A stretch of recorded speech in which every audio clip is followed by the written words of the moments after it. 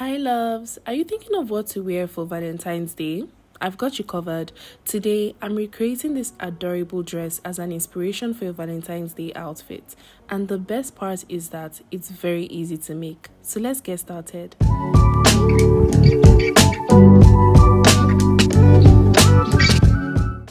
I'll begin by marking a starting line. And this line is going to serve as my chest line. That is from the shoulder to where I want my dress to start from. And I'm using 7 inches. From this chest line, I'll go down and mark my bust point line, my under bust, my waist, and from my waist down, I'll take 4 inches, and this will be the length of my top. I'm just going to go ahead and put the same thing on this other side and connect the lines.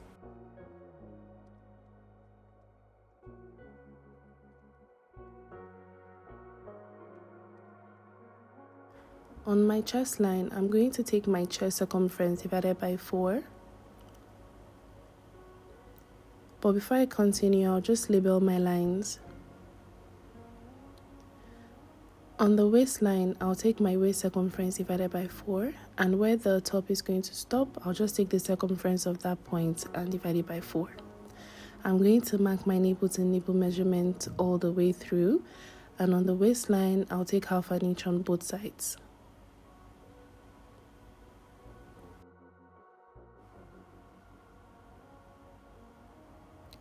I'll take half an inch on both sides on the under bust, and from my bust line, I'll come down by 1.5, but if you're not that busty, please come down by 1 inch. I'll also go up by 1.5.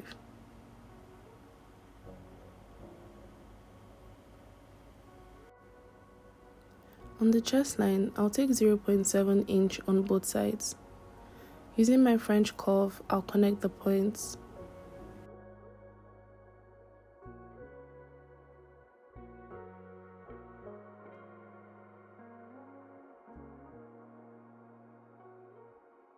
On my waistline, I'm going to replace the 1 inch that I used for darts back here. On the chest line, I'll replace the 1.5 inches.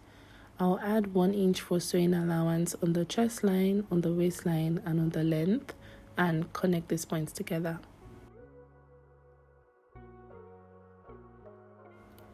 I'll come down by 1 inch below the chest line on both sides. And afterwards, I'll use my French curve to create a sweetheart illusion.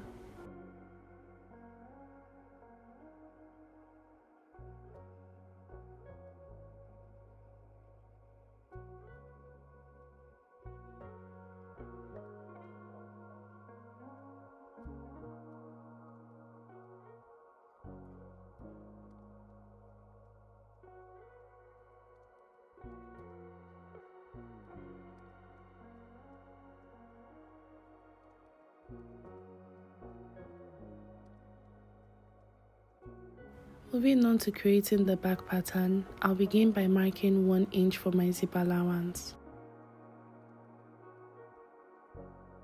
Just like the front, I'll get my starting line and my waistline and the length of the top.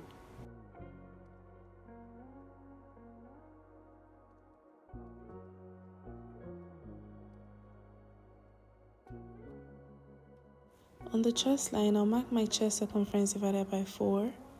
On the waistline, my waist circumference divided by 4, and the length of my top, the circumference divided by 4.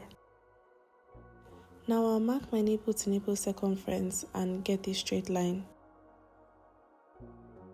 On the waistline, I'll mark half an inch on both sides, and I'll return that 1 inch back into the waistline, and I'll add my sewing allowance.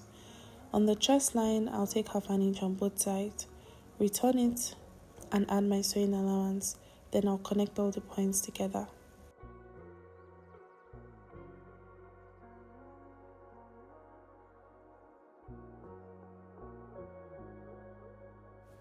I'll go in by half an inch on the waistline, and I'll connect it from that point into the chest line and back to the length of my top. I'll remark my 1 inch that I initially took for my zip allowance.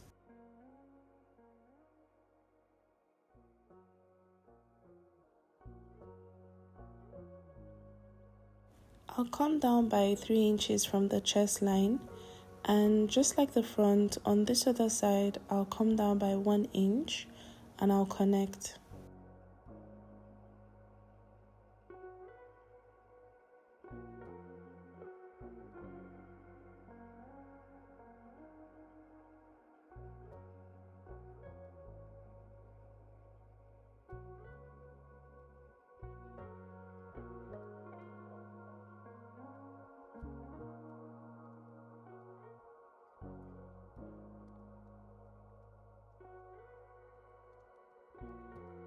Moving on to the bottom part of the dress, that's the bubble section, I'm going to begin by finding the length. So I need to find out how many more inches I need to add to the top part. So for instance, let's say I want to add extra 13 inches. I'm going to add 1 to this figure, and this is going to be my joining allowance, and then add 4. So this 4 is just standard, just add 4. So in total, I'm going to have 18. Now for the width, I'm going to take the measurements that I had at the bottom, which was 9.5, and I'm going to multiply that by 4 so I can get the full circumference, and that is going to be 38. So taking that 38, I'm going to multiply that by 2. So if you want yours to be extra full, you can multiply by 2.5 or even 3. So when I multiply this is going to give me 76. So that is going to be my width, and my length is going to be 18. Now for the lining, because you're going to need a lining for the bubble effect. For the length of my lining, I'm going to take the figure that I have here, which is 18, and I'm going to take 7 out of that 18, and I'm left with 11. For the width, I'm going to use the same width, which is 76, and this is all you need. For the length, you're going to use 18. For the width, you use 76. For the lining, the length is going to be 11, and the width is going to be 76. The first thing I'll do after cutting out my pattern is join these 2 sides together, and I'll also do the same thing for the back. I'll join these 2 sides together.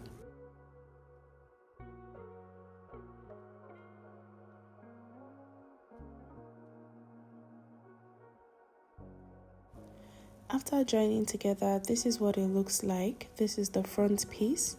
The next thing I'm going to do is take the back piece and join it together on the sides.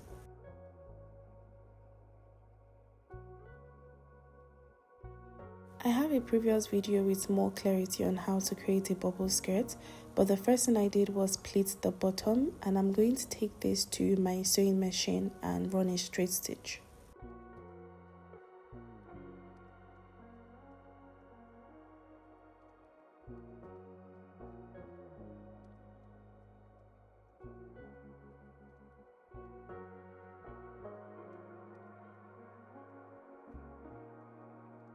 Now that is done, I'm going to pull the lining and make a gathering stitch at the top of the skirt. I've gathered my skirt, and this is what it looks like.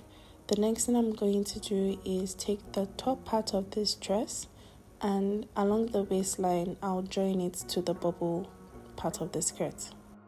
This is a very easy dress. As you can see, I'm almost done. The next thing I'm going to do is attach my zip to the back of the dress. The last step of this dress is to attach the straps, and I have 4 here. I'm going to use 2 as lining and 2 as the main fabric, and it's about 8 inches long and about 2 inches wide.